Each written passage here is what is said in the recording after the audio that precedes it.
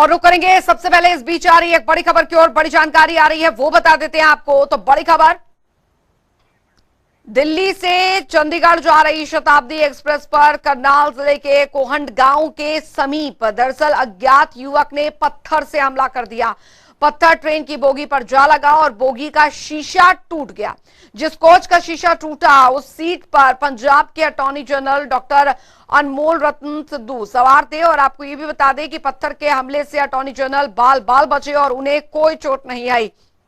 वहीं इस घटना की उन्होंने उच्च अधिकारियों से शिकायत की। शिकायत मिलते ही पुलिस प्रशासन में हड़कंप की स्थिति मच गई और आला अधिकारियों के आदेश पर आरपीएफ और जीआरपी समेत घरौंडा पुलिस ने बाबरपुर स्टेशन से लेकर घरौंडा रेलवे स्टेशन तक सर्च अभियान शुरू कर दिया। देर रात तक ये सर्च अभियान चलता है, लेकिन पत्थर मारने वाले किसी भी युवक का पता नहीं चल पाया। मौके पर मौजूद आरपीएफ के सब इंस्पेक्टर अमित कुमार ने बताया कि अटॉर्नी जनरल की बोगी पर पत्थर मारने की सूचना मिली थी। उन्होंने बताया कि शताब्दी एक्सप्रेस दिल्ली से रवाना होकर चंडीगढ़ जा रही थी। तो शाम करीब 6:30 बजे जैसे ही ट्रेन कोहंड रेलवे स्टेशन से गुजरी तो किसी अज्ञात युवक ने गाड़ी पर पत्थर फेंक दिया। पत्थर अटॉर्नी जनरल अनमोल रतन सिद्धू की बोगी पर जा लगा। मामले की गहनता से फिलहाल जांच की जा रही है।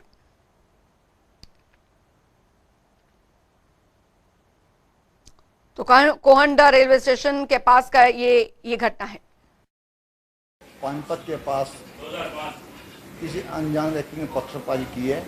इसमें पंजाब के डबल एजी जो पंजाब चंडीगढ़ हाई कोर्ट में अटेंड करते हैं वो यात्रा करते हैं कोच नंबर E2 में सीट नंबर 21-22 पर, जिनसे बातचीत की गई है और सब सेफ है और उनको एक्स्ट्रा सुरक्षा व्यवस्था करके गाड़ी को रवाना चंडीगढ़ किया गया। जो पत्थर की ओर देखने में बन जो उसकी जो कांच टूट गई से मालूम हुआ है कि पत्थर लगा कोई, जो गाड़ी में जो कांच टूटा है उसके ऊपर से टैप चिपकाई गई है। नहीं मामला इसके बारे में चंडीगढ़ से होंगे और पानीपत भेज जाएगी। पानीपत से गाड़ी ने जब स्टार्ट लिया स्लो ना थोड़ा सा आगे, तो 8 के लड़के हमें लगे, 7 या 8 लड़कों ने ये इंसिडेंट किया। या तो कोई स्टोन पेल्टिंग है या कोई पेल्टिंग है या क्या, ये इन्वेस्टिगेशन, क्योंकि 3-4 जगह वो शीशा टूटा है। तो खासकर आपकी सीट का और मेरी सीट का ही, और मेरी सीट के एंगल का, जैसे होता है ना जमा बिल्कुल कॉर्नर जहाँ पे मैं बैठा हूँ, जो शीशे की डायरेक्शन है, वो वीडियो भी गई है।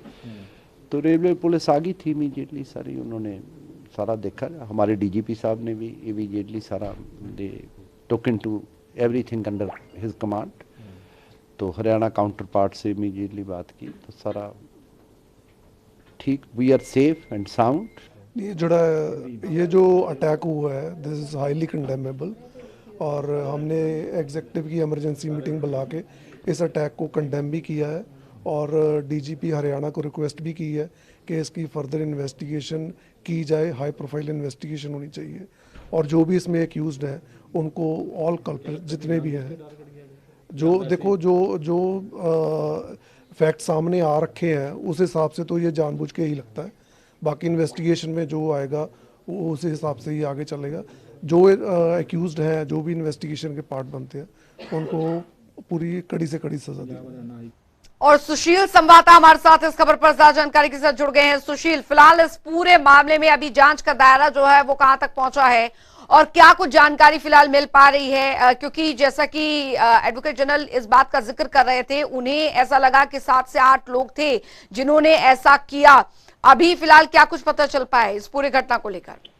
जी बिल्कुल, देखिए जिस प्रकार से देर रात की ये घटना है, 6:24 पर दिल्ली से कालका की तरफ जो शताब्दी एक्सप्रेस जा रही थी उसमें कोंड के समीप इस प्रकार की घटना हुई है। कुछ अज्ञात असामाजिक तत्वों ने जो पथराव किया है उसमें Punjab and Haryana high court के अनमोल रतन सिद्धू जी जो मौजूद थे और उनकी बोगी पर पत्थर लगे हैं। उसके बाद पुलिस पूरी तरह से सतर्क है। देर रात से ही पुलिस ने अपनी टीमें बनाकर बाबरपुर से और घरौंडा तक चप्पे चप्पे की छानबीन की जा रही थी। गांव में आसपास के लोगों से, जो संदिग्ध परिस्थिति के जो लोग हैं, उनसे पूछताछ की जा रही है। जी जी सुशील, लेकिन अभी इस मामले में कुछ जांच जो है वो यहाँ पर चल रही है, लेकिन अभी तक पता नहीं चल पाया कि क्या मकसद था, ये जानबूझ के किया या जानबूझ के जो एडवोकेट जनरल है उन्हें निशाना बनाया जा रहा था, या क्या वजह थी। इस बारे में अभी तक शुरुआती जांच में कुछ पता चल पाया है क्या? बिल्कुल, जिस प्रकार से अनमोल रतन जी ने बयान दिए हैं, जिस प्रकार से बताया है कि भी कोई कहीं ना कहीं एक वो हो सकता है कोई साजिश हो, जिस प्रकार से उनकी बोगी को निशाना बनाया गया है।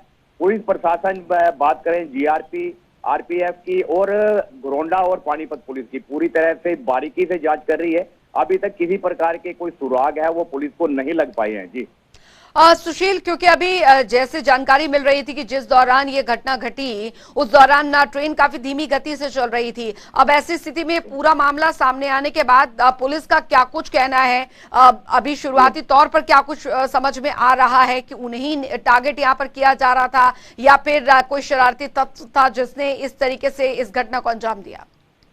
देखिए, बताएं, जिस प्रकार से हमारी कल देर रात जनता टीवी की आरपीएफ के सब इंस्पेक्टर अमित कुमार से बात हुई थी। उन्होंने ये जरूर कहा है कि जिस प्रकार से एक सामाजिक तत्व है, उन्होंने कोई पत्थर वगैरह फेंक दिया, ये नहीं लगता है कि ये कोई निशाना बनाया गया था। लेकिन जिस प्रकार से बड़े अधिकारियों के बयान सामने आए हैं, उससे ये लगता है कहीं ना कहीं एक जानबूझकर इस प्रकार का निशाना बनाया गया था। पुलिस अब हर एंगल से जांच कर रही है। जी सुशील, अभी क्योंकि हर एंगल से जांच तो यहाँ पर की जा रही है इस पूरे मामले को लेकर, और कहा यह भी जा रहा है कि जल्द से जल्द इस मामले पर कोई बड़ी कार्रवाई होगी। ठीक है, ये मान लेते हैं यहाँ पर, लेकिन अभी समझ से ये परे है कि आखिरकार क्योंकि अगर 7-8 लोग थे तो क्या हमला जो है वो सिर्फ इसी कोच की विंडो पर किया गया था या और भी जगह निशान मिले हैं?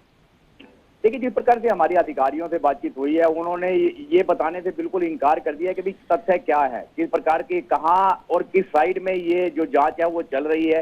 जब तक जांच पूरी नहीं हो पाती हम किसी प्रकार की कोई जो बयान है वो नहीं दे पाएंगे। जी अभी फिलहाल क्या कुछ जो जांच है वो यहाँ पर किया जा रहा है? क्या किस मामला जो है वो दर्ज करने के बाद क्या आसपास के सीसीटीवी कैमरास जो हैं वो भी खंगाले जा रहे हैं?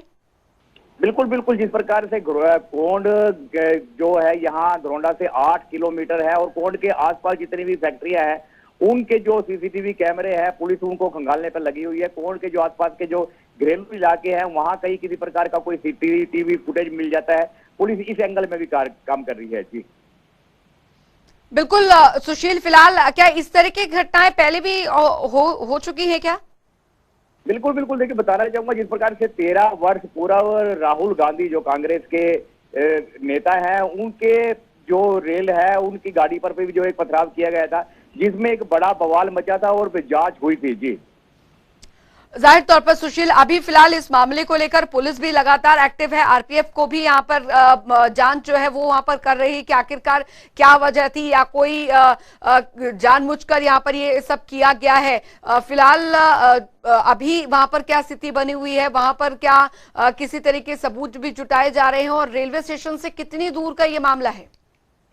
जी देखिए, रेलवे स्टेशन जो कोहंड है उससे करीब 50 मीटर गोंडा की तरफ आते हुए ये मामला है। देर रात जिस प्रकार से ये घटना घटी थी 6:24 पर, लेकिन आला अधिकारी जो एजी मौजूद थे उन्होंने चंडीगढ़ में जाकर इस प्रकार की शिकायत की थी। उसके बाद करीब 10 बजे जब कोहंड रेलवे स्टेशन पर पुलिस प्रशासन पहुंचा है तो वहां ग्रामीणों में हड़कंप की स्थिति देखी गई। ग्रामीणों का मानना था कि हमें इस प्रकार की कोई सूचना नहीं है, अब से पहले 2 घंटे पहले किसी प्रकार का कोई यहाँ आवागमन नहीं था, लेकिन अब हमें पता चला कि जिस प्रकार से रेलगाड़ी पर जो वो पथराव किया गया वो वाकई एक निंदनीय घटना है। और ग्रामीण भी जो गांव के मौजूद आदमी है वो भी इस तय पर पहुंचने में जुटे हुए हैं कि भी किस असामाजिक तत्व ने ये काम किया है और कोंड और गोरंडे हल्के का जो नाम है वो कहीं ना कहीं एक बदनाम होने की स्थिति में रहा है। जी चलिए, बहुत बहुत शुक्रिया सुशील कौशिक इस तमाम जानकारी के लिए। तो इस मामले में जो है वो पूछताछ जो है वो यहाँ पर की जा रही है, आसपास के गाँव में रिहायशी इलाकों में भी पूछताछ जो है की जा रही है।